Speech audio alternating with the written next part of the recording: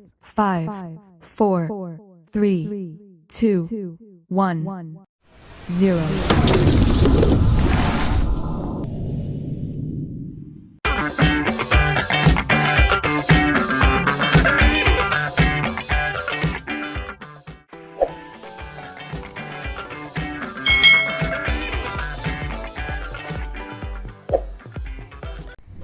Hai, selamat datang di channel YouTube Kak Citra. Apa kabar adik-adik semuanya? Kak Citra berharap kalian dalam keadaan yang baik, sehat, dan siap untuk belajar ya. Hari ini kita akan belajar bersama-sama untuk mata pelajaran tematik kelas 5. Kita belajar di tema 9, benda-benda di sekitar kita, subtema 3, manusia dan benda di lingkungannya, pembelajaran yang kedua. Mari adik-adik yang hebat, kita belajar dengan penuh semangat. Adik-adik perhatikan gambar Edo berikut ini. Rabu pagi, Edo bersiap berangkat ke sekolah. Edo memakai baju batik yang merupakan seragam identitas sekolahnya. Sebelum berangkat, Edo tidak lupa menyantap sarapan pagi dan minum segelas susu yang telah disiapkan oleh ibunya. Pagi itu Edo berangkat sekolah. Tidak lupa Edo berpamitan dengan ayah dan ibunya. Sesampai di sekolah, Edo belajar mengenai iklan nih adik-adik. Edo dan teman-temannya mengamati sebuah iklan dari selebaran yang dibawa oleh ibu guru. Pada pembahasan tentang iklan sebelumnya, adik-adik telah mengetahui nih tentang pengertian iklan, ciri-ciri iklan, dan bentuk iklan di media cetak. Sekarang kita akan mempelajari tentang unsur-unsur iklan dan ciri-ciri bahasa yang digunakan dalam pembuatan iklan media cetak. Adik-adik coba kalian bentuk satu kelompok yang terdiri dari 5 anak. Kalau kalian ada di rumah, jadi kalian kerjakan sendiri nih ya.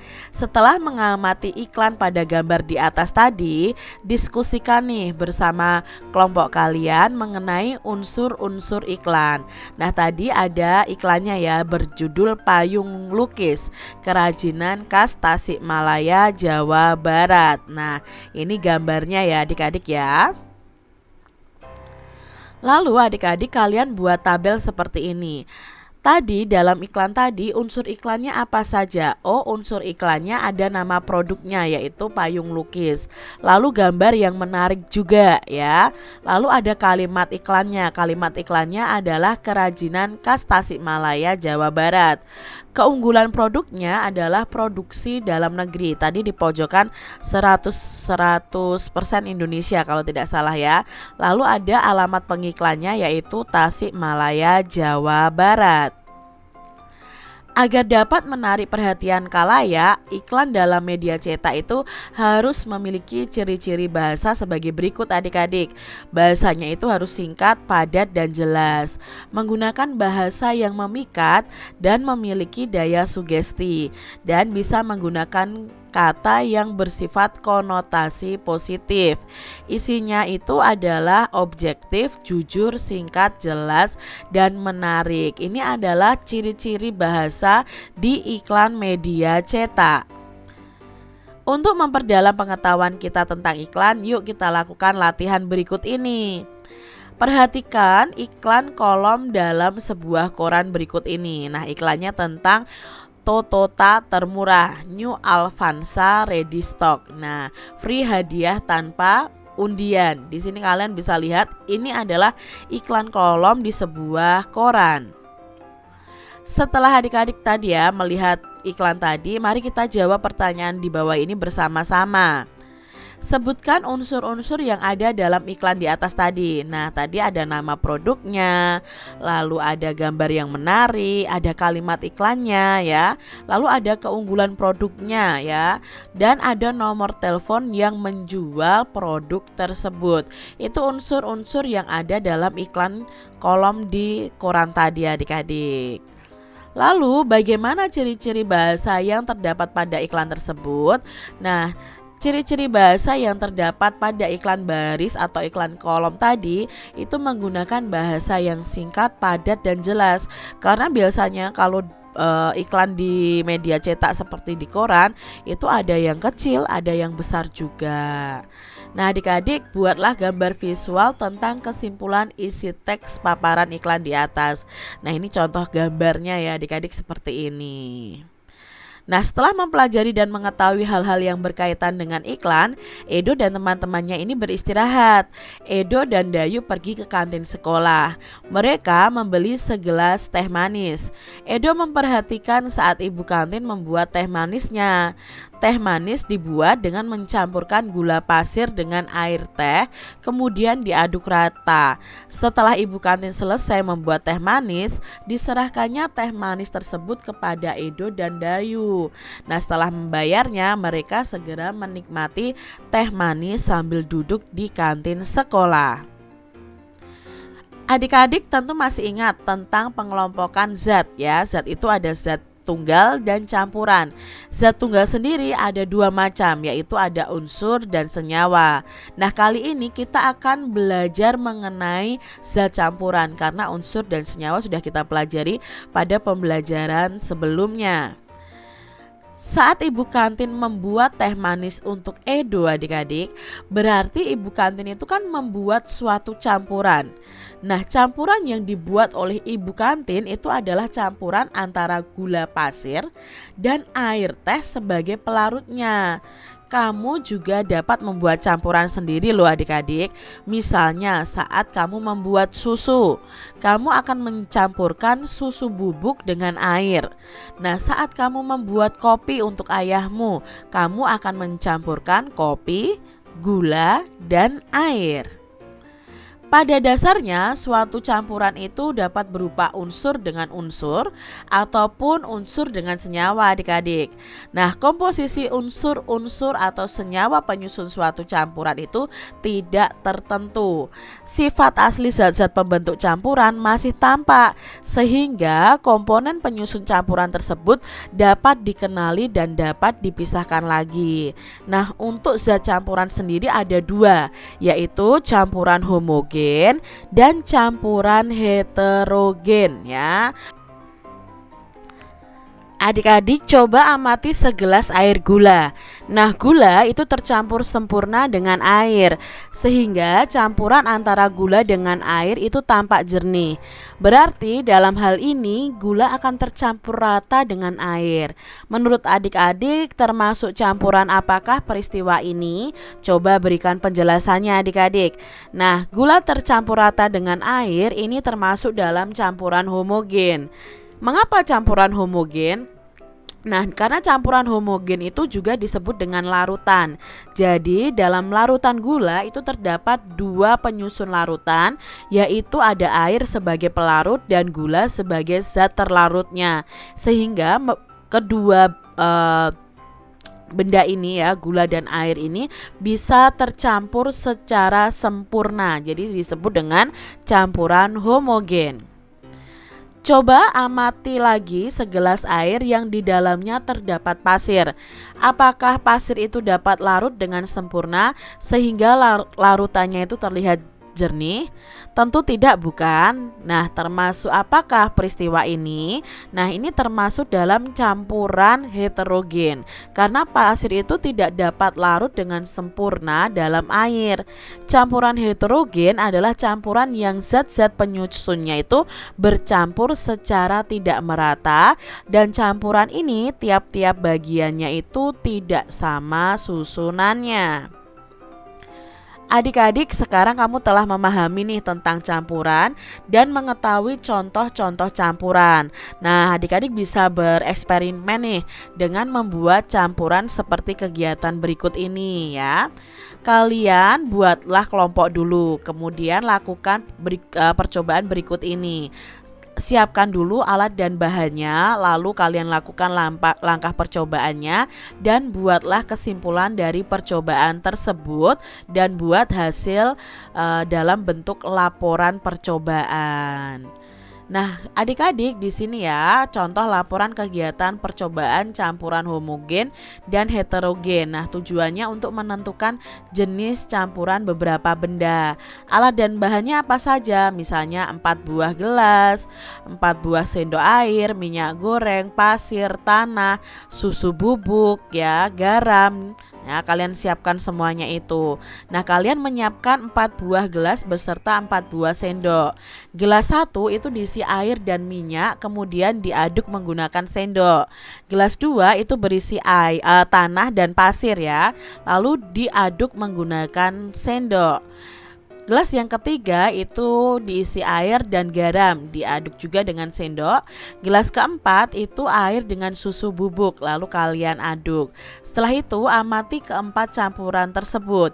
Kemudian tentukan mana yang termasuk campuran heterogen, mana yang termasuk dalam campuran homogen. Nah, kalian bisa catat hasilnya seperti ini. Gelas pertama isinya air dan minyak. Ini tidak tercampur rata, maka masuk dalam campuran heterogen. Lalu gelas yang kedua itu ada tanah dan pasir. Tanah dan pasir itu tidak tercampur rata sehingga disebut dengan campuran heterogen. Lalu ada gelas yang ketiga ada air dan garam, itu tercampur rata, maka disebut dengan campuran homogen. Lalu yang keempat adalah air dan susu bubuk, itu tidak tercampur rata, maka disebut dengan campuran heterogen. Nah, di sini ya, ini adalah kesimpulannya. Terdapat 2 jenis campuran dalam percobaan yang telah dilakukan, yaitu campuran heterogen yang terdiri atas air dan minyak, ya, lalu campuran tanah dan pasir, air dan susu, contoh lainnya air dan kopi, dan campuran homogennya adalah air dan garam. Edo dan Dayu sedang asik mengobrol di kantin sambil minum teh manis. Tiba-tiba terdengar bel berbunyi. Edo dan Dayu segera menuju ke kelas untuk mengikuti pelajaran berikutnya.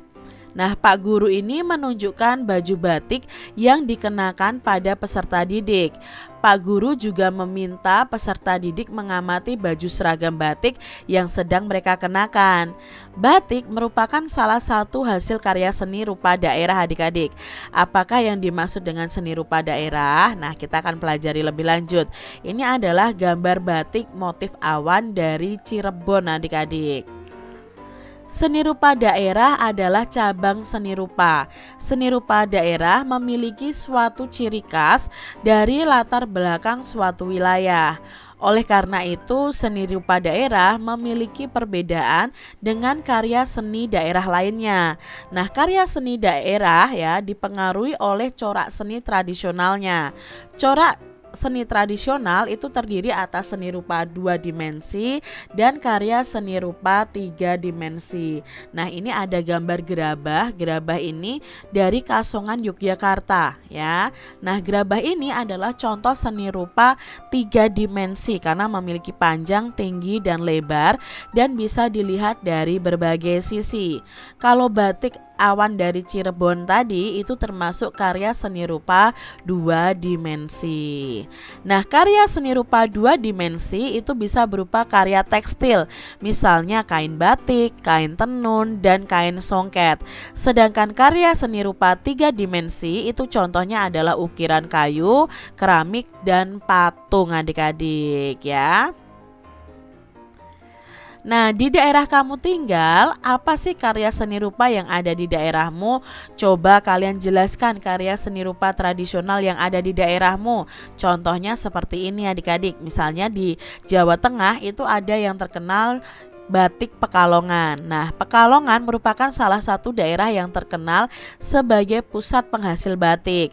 Terdapat berbagai motif batik yang dihasilkan di daerah ini. Nah, ciri khas dari motif batik Pekalongan itu didominasi dengan tumbuh-tumbuhan dan hewan. Warna batik Pekalongan ini sangat beragam dan kebanyakan warnanya itu cerah dan mencolok. Nah, secara umum adik-adik, karya seni rupa daerah itu memiliki ciri-ciri sebagai berikut. Yang pertama itu masih bersifat kedaerahan, lalu dipengaruhi oleh budaya dan latar belakang sejarah suatu wilayah. Misalnya karya seni rupa itu akan mengandung simbol-simbol dan bermakna. Lalu seringkali digunakan untuk upacara adat, agama dan sesuai kebutuhan ya atau kebutuhan sehari-hari. Dibuat dari bahan alam yang berasal dari lingkungan. Nah, corak dan motifnya itu dipengaruhi oleh kondisi fisik atau geografi suatu daerah dan dipengaruhi juga oleh corak seni tradisional masyarakat setempat. Fungsi karya seni rupa daerah ini dibedakan menjadi fungsi individual dan fungsi sosial. Nah, fungsi individual adalah sebagai media untuk mengekspresikan jiwa, emosi dan mencerminkan segala sesuatu, baik suka, duka ataupun marah adik-adik. Nah, karya seni ini juga sebagai media mengekspresikan cita-cita, pandangan hidup, watak, bentuk, lalu corak bahan dan juga tekniknya. Lalu fungsi secara sosial, itu karya seni bisa sebagai media pendidikan. Makanya kita bisa belajar mengenai gerabah ya, bagaimana membuatnya itu sebagai media pendidikan. Lalu sebagai media hiburan, sebagai media komunikasi, sebagai media keagamaan. Nah, berdasarkan jenisnya, seni rupa itu dibagi menjadi dua, yaitu seni murni dan seni terapan. Apa itu seni murni dan seni terapan? Nah, seni rupa murni itu adalah seni rupa atau karya seni rupa yang mengutamakan segi keindahan tanpa memperhatikan fungsinya. Contohnya adalah lukisan dan patung adik-adik. Lalu seni rupa terapan adalah karya seni yang mengutamakan fungsi namun tetap memperhatikan juga segi keindahannya. Contohnya adalah batik, ukiran kayu dan gerabah. Adik-adik, kalian telah mengetahui nih tentang seni rupa daerah. Nah, untuk lebih memahami lagi tentang karya seni rupa daerah, cobalah untuk mengerjakan latihan berikut bersama-sama. Yuk kita bahas ya. Sebutkan berbagai jenis karya seni rupa daerah di Indonesia yang kamu ketahui. Nah ya, jenis karyanya tadi ada dua, ada jenis rupa murni, jenis karya seni rupa terapan. Lalu ciri-ciri umum karya seni rupa daerah apa? Nah ini ya, bersifat kedaerahan, lalu dipengaruhi oleh budaya dan latar belakang sejarah suatu wilayah, dan corak dan motifnya itu dipengaruhi oleh kondisi fisik dari daerah tersebut ya. Lalu sebutkan dua macam seni rupa berdasarkan jenisnya. Tadi sudah seni rupa murni dan seni rupa terapan. Nah, sebutkan 3 contoh seni rupa terapan yang ada di sekitar daerah kita. Itu contohnya ada batik, ukiran kayu, dan gerabah. Sebutkan fungsi karya seni rupa daerah. Nah, fungsinya tadi ada dua, ada fungsi individual dan fungsi sosial. Adik-adik, karya seni rupa daerah di Indonesia itu sangat beragam. Setiap daerah memiliki karya seni yang unik dan khas sehingga berbeda dari daerah lainnya. Mulai dari batik, itu ya, di setiap daerah ada batik tapi coraknya berbeda-beda. Lalu kain tenun atau songket, ukiran, anyaman, gerabah, hingga lukisan dan patung, semuanya itu memiliki ciri tradisional daerahnya masing-masing. Nah, beragamnya karya seni rupa daerah itu menunjukkan kekayaan budaya Indonesia. Coba adik-adik diskusikan bersama kelompok kalian, apa yang harus kalian lakukan dengan banyaknya ragam seni rupa daerah di Indonesia. Nah, adik-adik, kita itu harus menghormati keanekaragaman karya seni tersebut dengan jalan menunjukkan sikap sebagai berikut. Yang pertama, kita harus ikut memelihara, melestarikan, dan mengembangkan keanekaragaman karya seni. Yang kedua, tidak menganggap karya seni daerah kita itu yang paling baik. Tidak boleh seperti itu.